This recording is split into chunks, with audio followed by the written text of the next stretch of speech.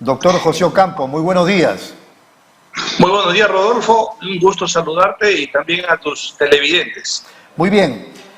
¿Cuál es la definición fácil para que los televidentes lo entiendan de conciliación, por favor? Rodolfo, yo quisiera partir de un viejo dicho que dice: más vale un mal arreglo que un buen juicio. ¿Esto qué significa? Que tú, a través de la conciliación, tienes un mecanismo alternativo de solución de conflictos.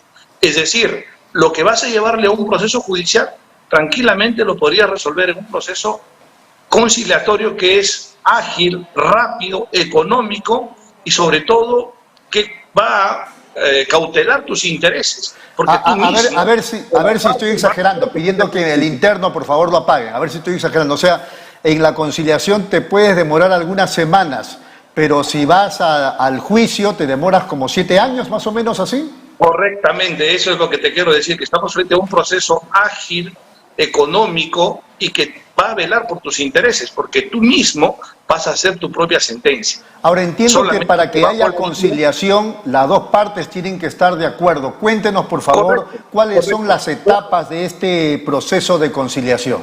Las etapas nace desde el incumplimiento de un contrato o el incumplimiento de una obligación, y tú puedes acudir al conciliador a presentar tu solicitud. Este lo calificará si es una materia conciliable, designará a un conciliador, notificará a la parte invitada y luego citará a una audiencia, a una primera audiencia.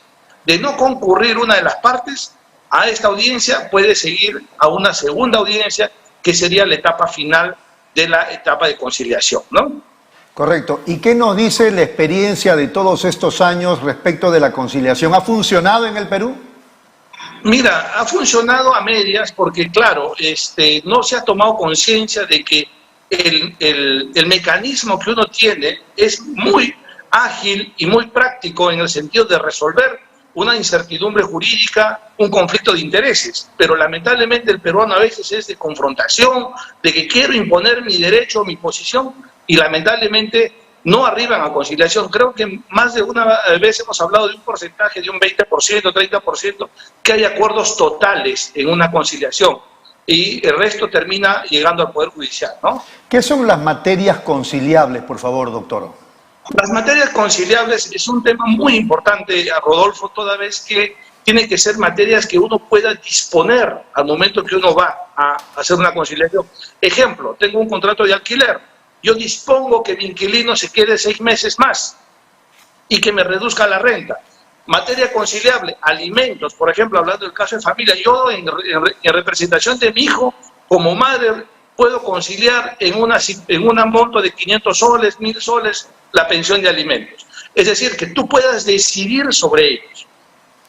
¿Cómo concluye un proceso conciliatorio? Entiendo que cuando se ponen de acuerdo las partes, ¿o cómo es el tema? No necesariamente, Rodolfo, porque el Código Procesal Civil nos obliga, como requisito previo a una demanda, ir a un proceso conciliatorio.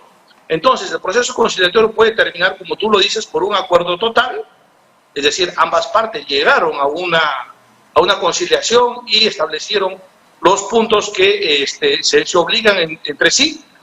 Puede ser que termine por inasistencia de una de las partes o por inasistencia de ambas, o cuando asiste a alguien y no quiere firmar el documento de asistencia por decisión motivada del conciliador. Entonces son las 3 formas o 4 formas que puede terminar una conciliación, ¿no?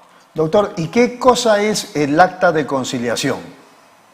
El acta de conciliación es el documento final que debe contener, si es que hubiera un acuerdo total, los acuerdos que tienen que ser ciertos, expresos y exigibles.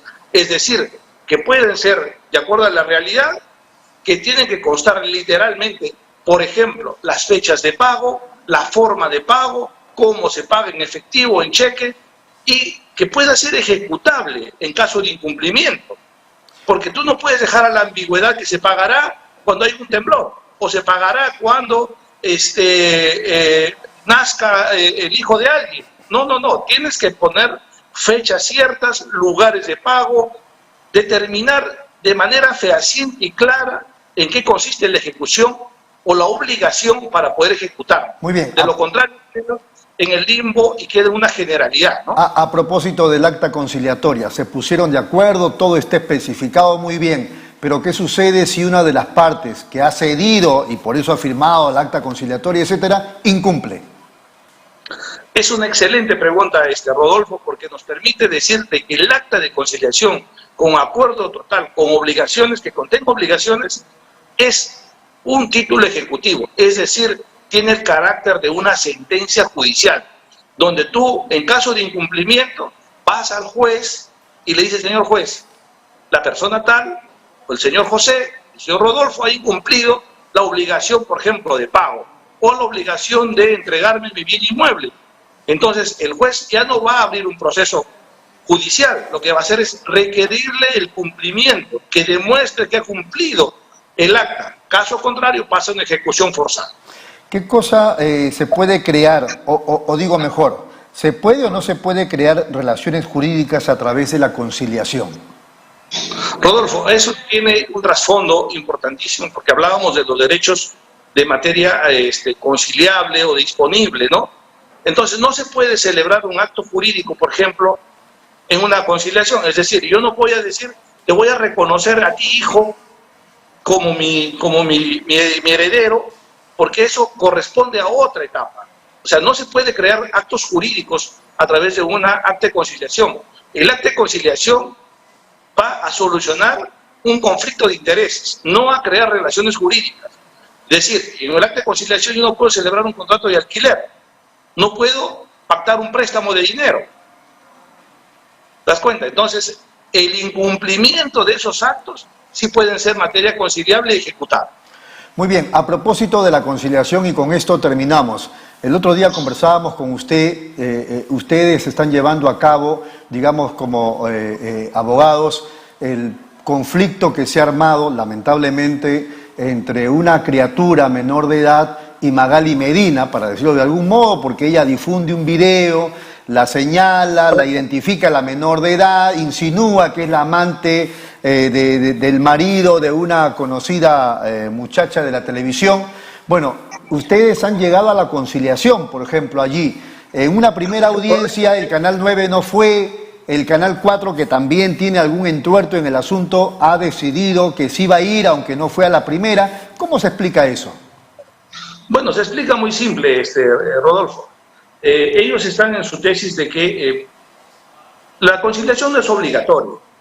Sin embargo, es un mecanismo alternativo que te permite dar una solución práctica y de acuerdo a los intereses de las partes. Sin embargo, ellos quizás estén esperando la demanda judicial para que ellos de algún modo puedan contestar y dar sus argumentos, porque la conciliación no es una sede, no es una instancia donde las partes vayan a confrontar sus hechos, sus versiones. Claro, simplemente aquí la conciliación tiene que ver con los intereses de cada una de las partes. En el caso nuestro, defendiendo a la madre de la menor, el interés es que se salvaguarde su nombre, su honor y su reputación, cosa que a ellos quizás no les importa, porque ya hicieron un video en el cual ya lo afectaron todos esos derechos constitucionales, ¿no? Así es. Pero hay un sector de la prensa, vamos a decir así, que sí está en la idea de conciliar. Sí, correcto, sí. Bueno, en este caso GB Producciones y América Televisión nos han hecho llegar una carta en la cual están adjuntando los poderes suficientes para que en esta segunda audiencia podamos quizás arribar a un acuerdo. Y como decimos, ¿no? La conciliación tiene que ver mucho con el tema de intereses. Muy bien. De cada una de las partes. Ellos tienen interés en mantener un programa y nosotros tenemos interés en que salvaguarden la reputación de la menor y además tenemos el interés también de que se conozca sus dones artísticos que ella tiene, ¿no? Así es. Doctor Ocampo, nos ganó el tiempo, ha sido muy amable, muchas gracias, un abrazo. Un abrazo, Rodolfo, muchísimas gracias. Muy gentil al doctor Ocampo, de Ocampo y Bustamante, abogados asociados. Nos vamos, amables televidentes, feliz fin de semana, regresamos el lunes.